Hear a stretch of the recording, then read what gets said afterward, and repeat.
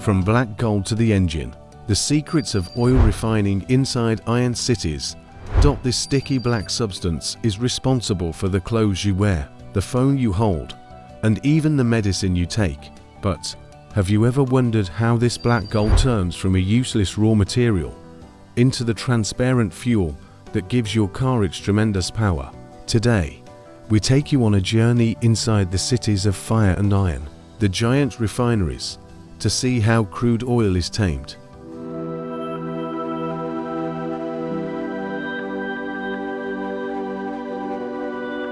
The mystery of the black liquid.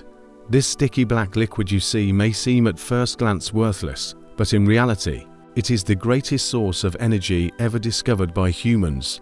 Crude oil is a complex cocktail of carbon and hydrogen, and contains hundreds of compounds, and each one of them has a different use. But the problem, that's in its raw state, it cannot even run the smallest engine. In order for this heavy liquid to turn into the transparent gasoline that gives your car power, it must go through a chemical and physical journey inside the cities of fire and iron.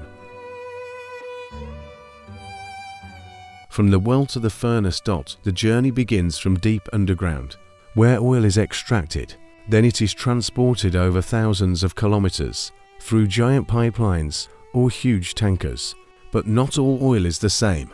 There is light oil and there is heavy oil. Some of it is easy to refine, and some requires full chemical battles. And here, the real story begins.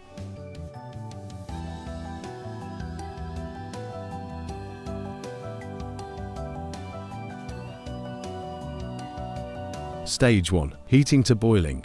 The first step is thermal cracking. Crude oil is pumped into giant furnaces called heaters. Here, the oil is not just heated, but pushed to temperatures exceeding 400 degrees Celsius. At this moment, the oil stops being a liquid and turns into a mixture of extremely hot vapor that rushes with tremendous force toward the heart of the refinery. But the most critical question: how do these pipes not explode? And how do they withstand this pressure? The answer: precise engineering and materials that can withstand what ordinary steel cannot.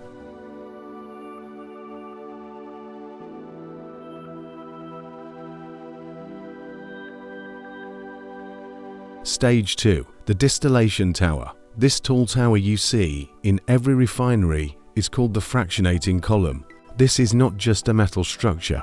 It is an entire vertical city. Each level in it has a different temperature, and each level extracts a different part of the oil's identity. The secret here lies in a simple physical principle. Light substances evaporate quickly and rise upward, while heavy substances condense and settle at the bottom.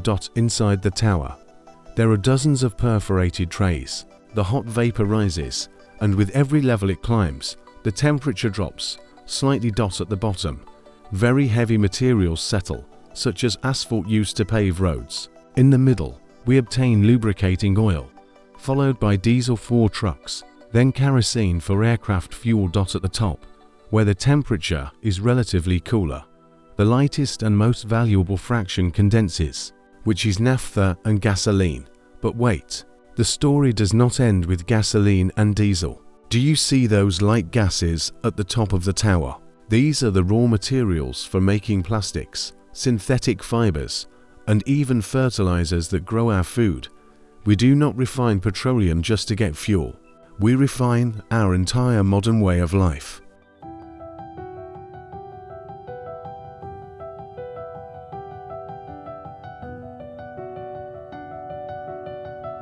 Stage 3. Catalytic cracking and molecular modification.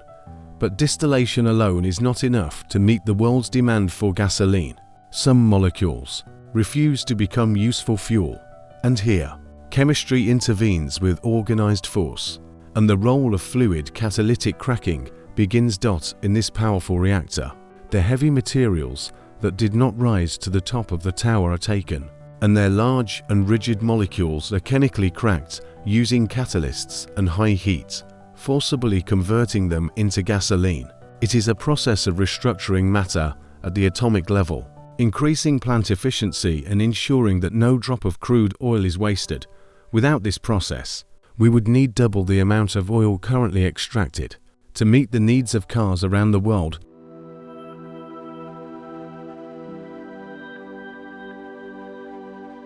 Stage 4. Purification and octane adjustment. Before gasoline leaves the refinery, impurities such as sulfur that cause pollution must be removed. Then comes the most important stage for every car owner, adjusting the octane number. Gasoline 91 and gasoline 95 are not just numbers. They are measures of the fuel's ability to withstand pressure inside the engine without exploding prematurely. The higher the octane number, the greater the engine's ability to deliver sporty and powerful performance.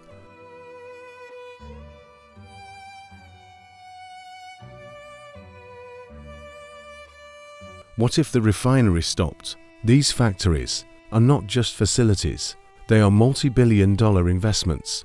A single refinery can process hundreds of thousands of barrels daily, and any shutdown could shake the economies of entire countries. Trucks will stop, planes will be delayed, ships will halt, factories will shut down, and store shelves will be emptied. This refinery is the beating heart that never sleeps. These factories are what keep the world in constant motion, from a black substance deep underground to clean energy that drives you forward. Did you imagine that a single tower is responsible for separating all these products? And would you prefer that we talk in the next video about natural gas production or the secrets of gold extraction? Next time you are at a fuel station, remember that every drop of gasoline went through an epic journey inside these iron beasts. And now tell us in the comments, what type of fuel do you use for your cars? And did you know that the asphalt you walk on is originally a byproduct of petroleum refining? Don't forget to subscribe to the channel and activate the bell, because the next journey will be inside an even more astonishing factory. Goodbye. See you in the next journey.